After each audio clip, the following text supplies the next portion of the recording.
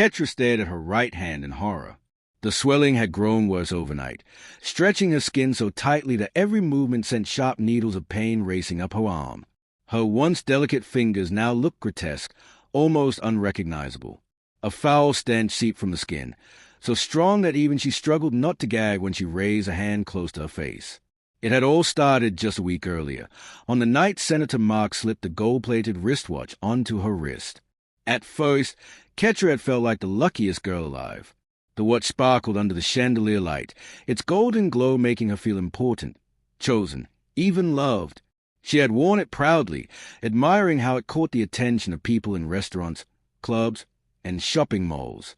"This is just the beginning of your blessings," Senator Mark had whispered in her ear, his voice dripping with authority. She had believed him, but now blessings had turned into curses. Doctors had poked and prodded her hand, ordered blood tests, X-rays, and prescribed antibiotics, ointments, and painkillers. None of it worked. "It's just a reaction," one doctor said with an uncertain smile, while another suggested she see a skin specialist in Lagos. But how could she travel in this condition? Each passing day the swelling worsened, and with it, her fear deepened. She was running out of money, out of time, and out of hope. Ketra sat alone on the small iron bed of the cheap lodge where she had now been forced to stay. The walls smelled of dampness, and the fan overhead whirred with an annoying squeak, but the worst smell in the room came from her own hand. Even the lodge attendants kept their distance when she tried to pay for another night.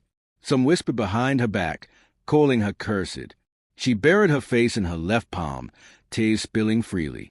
How had her life taken such a dark turn so quickly?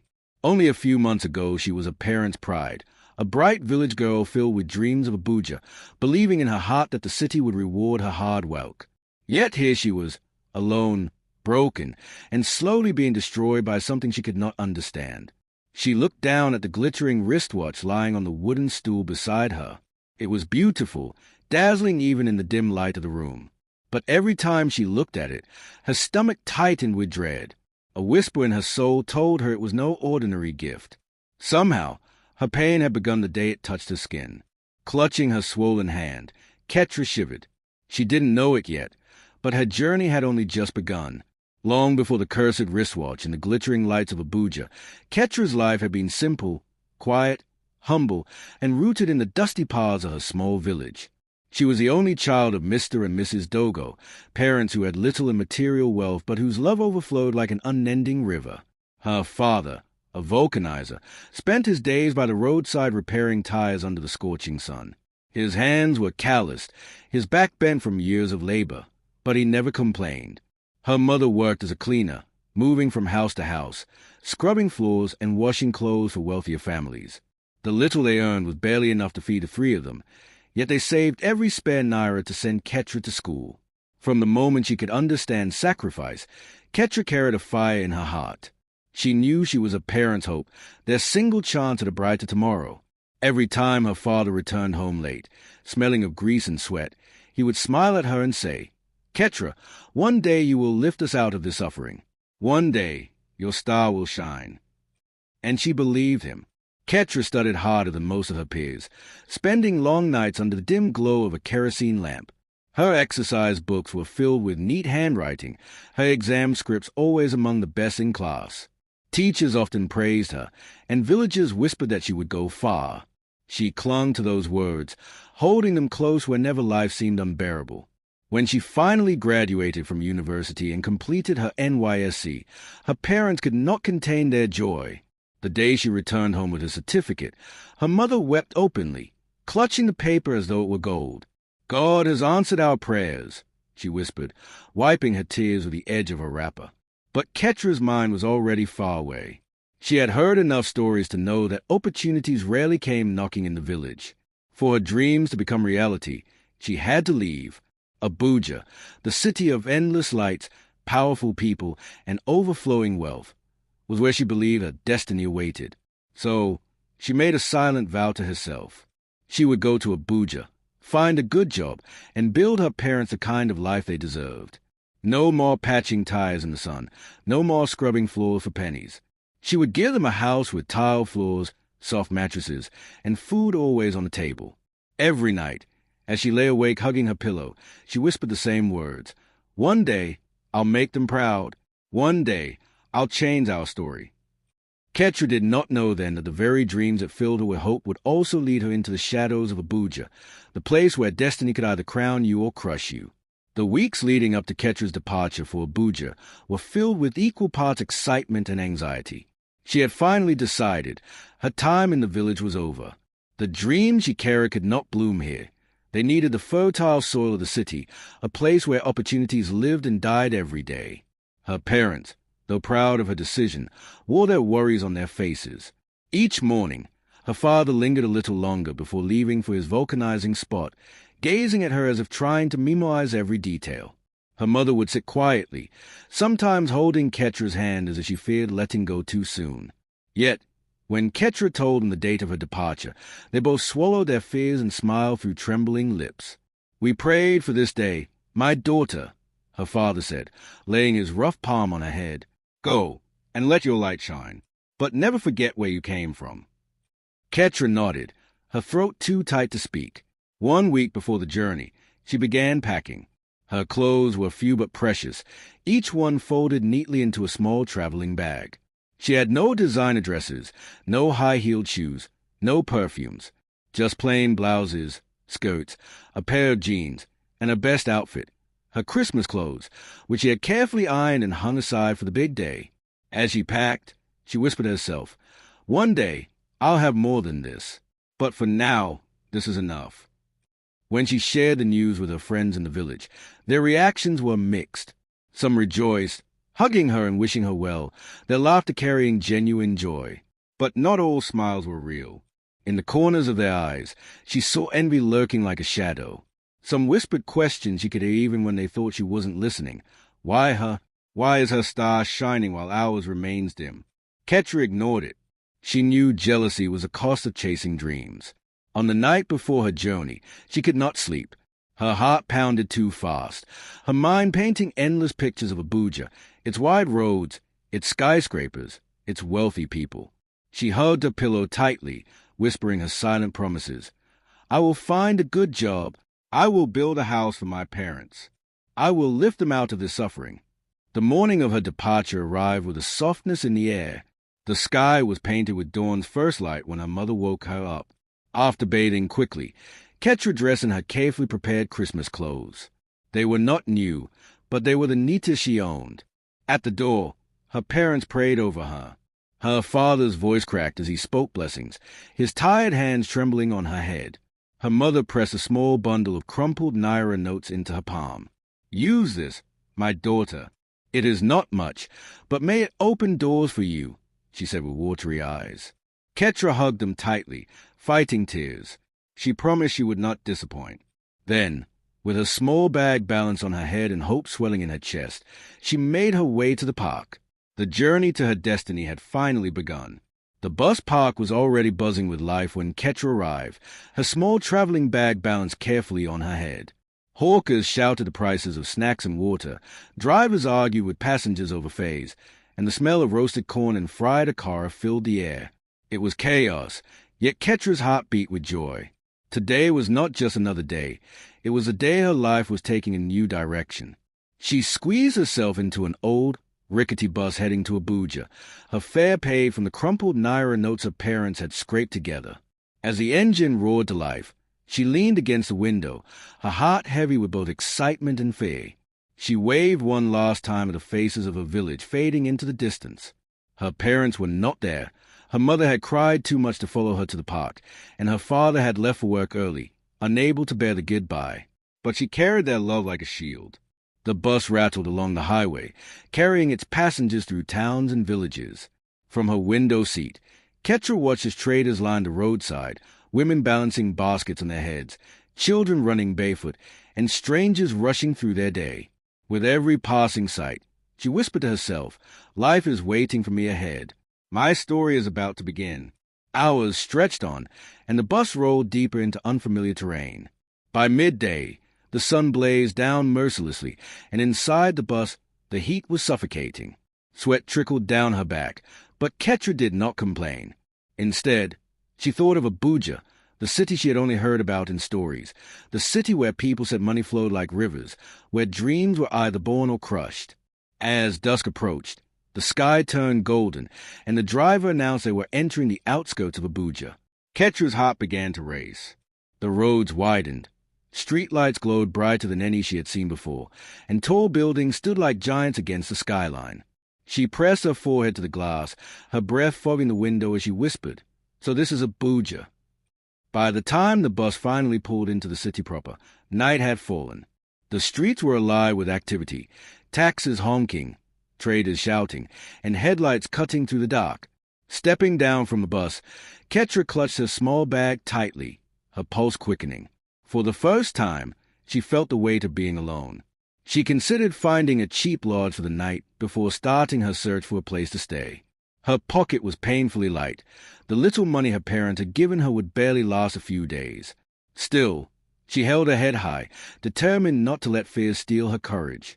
As she walked along the roadside, the city towering around her, a sleek black SUV suddenly slowed to a stop beside her. The tinted glass slid down, and a familiar voice called out, "Ketra, is that you?"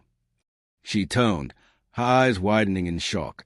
There, inside the car, sat Lydia, her old schoolmate, looking more glamorous than Ketra had ever seen.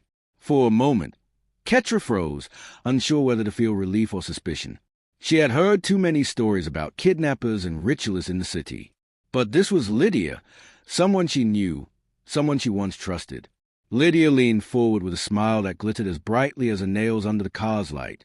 "Come in, my dear. Abuja is not safe at this time of night. I'll take you home. Don't worry, you're with me now." Ketra's heart pounded. Part of her wanted to run, but another part whispered that this was fate smiling on her. She took a deep breath, tightened her grip on her bag, and opened the car door. Little did she know, this meeting was about to change everything. Ketra sank into the plush leather seat of the SUV, her small traveling bag resting on her lap.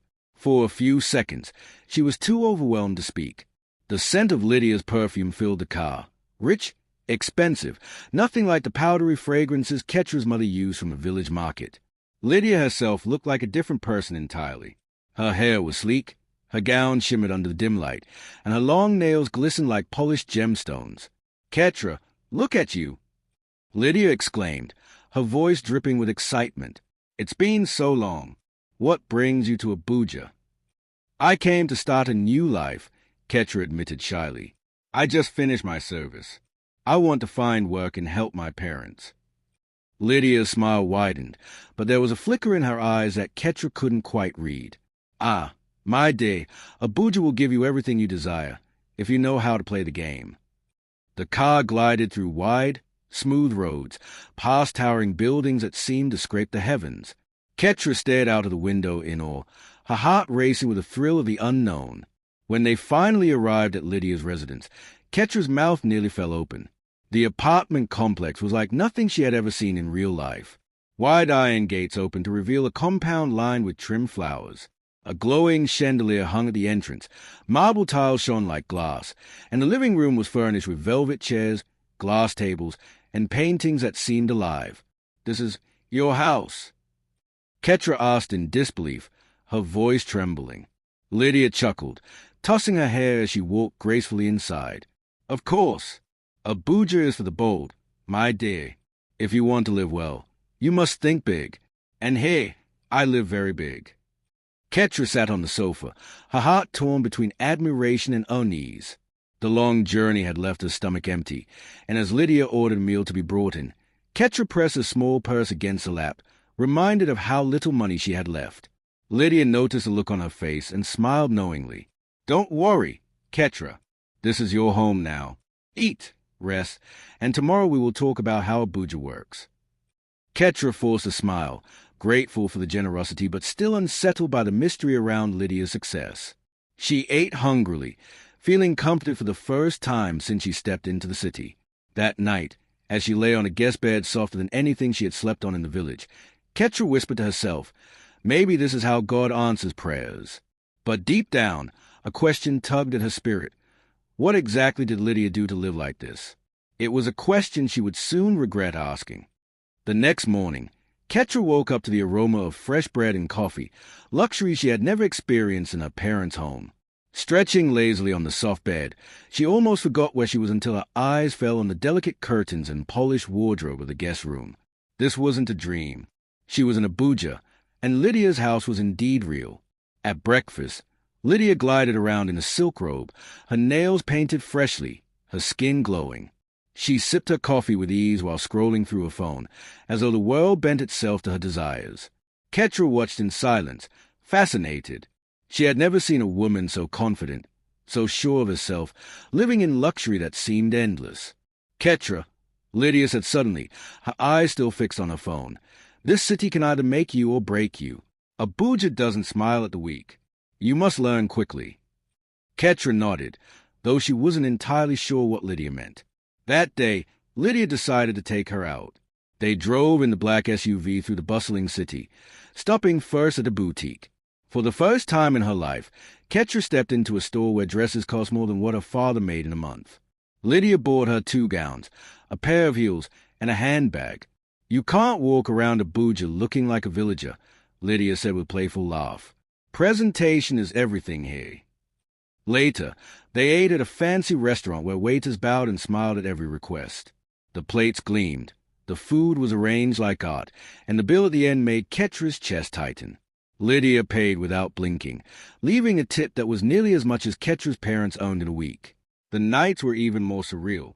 Lydia introduced Ketra to Abuja's nightlife, the glittering clubs, the endless music, the scent of expensive perfumes and cigars swirling in the air. Men in starched kaftans and women in shimmering gowns laughed and danced like tomorrow didn't exist. Ketra sat quietly at first, sipping a soft drink, unsure if she belonged. But Lydia reassured her with a smile, leaning close to whisper, "This is where dreams are made, my dear. Watch and learn." Still, Ketra couldn't ignore her observations. Lydia's phone never seemed to rest. It buzzed constantly, and Lydia often stepped away to answer calls with a playful giggle, returning later with a change of outfit or an even stronger perfume clinging to her skin. One evening, while they were eating suya on Lydia's balcony, Ketra finally asked a question that had been burning inside her. "Lydia, all this, how do you afford it? What job do you do? Link me up, please." Lydia only smiled, sipping her drink slowly, her eyes glinting in the dim light. "Let's just say I have people who take care of me. Don't worry, Ketra. You'll understand soon." Though her tone was light, it was firm enough to end further questions.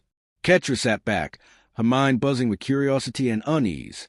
Lydia had opened the door into a life she had only dreamed of, but Ketra could sense there was more, much more, hidden behind that glamorous smile. She didn't know it yet, but the answers would come sooner than she expected.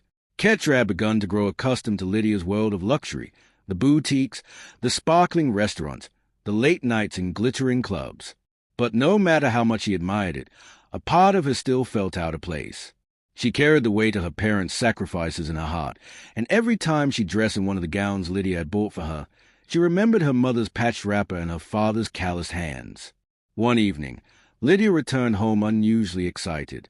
She wore a gold dress that shimmered under the chandelier and applied perfume that filled the entire living room with its sweetness. Ketra, who had been scrolling through job listings on her phone, looked up curiously. "Tonight, my dear," Lydia said with a sly smile, "you will meet someone very important. Someone who can change your life forever." "Who?" Ketra asked, her voice laced with both curiosity and caution. "You'll see," Lydia replied, waving her hand as if brushing away the question. "Just dress well. Tonight, you must shine." Ketra's heart pounded as she slipped into one of the gowns Lydia had given her, a sleek black dress that hugged her figure. She applied a touch of makeup, borrowed from Lydia's endless collection, and stood before the mirror. For the first time, she saw not just a village girl chasing dreams, but a woman who could belong in the city. The car ride that night felt different. Lydia was unusually quiet, her phone buzzing non-stop. Ketra, sitting beside her, clutched her small handbag nervously. When they arrived at a luxurious hotel, the kind she had only seen in magazines, Ketra's breath caught in her throat. They were ushered into a private lounge, dimly lit, with plush chairs and the faint scent of expensive cigars in the air. There, waiting for them, was a man in his late 50s. His agbada was spotless white, his wrist gleamed with a gold watch, and when he smiled, his teeth flashed like polished ivory. "Ketra," Lydia said with a knowing smile, "meet Senator Mark." The man stood, his eyes scanning Ketra with interest that made her skin prickle. He shook her hand gently, his palms soft yet firm. "So this is a young woman you've been talking about, Lydia," he said smoothly. "You didn't exaggerate. She's beautiful." Ketra blushed, lowering her eyes, unsure how to respond. They sat together, and drinks were served. The conversation flowed easily, though Senator Mark's questions always circled back to Ketra, her background, her dreams, her struggles. He listened intently, nodding as if every word mattered. Finally, he leaned closer, his voice calm yet commanding. "Ketra, you are too precious to waste your time chasing small jobs that will barely feed you. A bright girl like you deserves more. I can help you. I can give you the life you dream of, money, comfort, everything. All you have to do is trust me." Ketra's breath caught in her chest. His words sounded like the very answers to her prayers, yet something inside her stirred uneasily. She glanced at Lydia, who gave her an encouraging smile, her eyes urging her to accept without hesitation. The way to return with a gift bag, which Senator Mark pushed gently toward Ketra. "Take this. It's just a little something for you. Consider it a welcome to Abuja." Her fingers trembled as she opened the bag. Inside was a bundle of crisp naira notes, more money than she had ever held in her hands at once. Her heart raced. This was the breakthrough she had been longing for, or was it the beginning of something far more dangerous? As she clutched the bag, Ketra felt her life standing at a crossroads.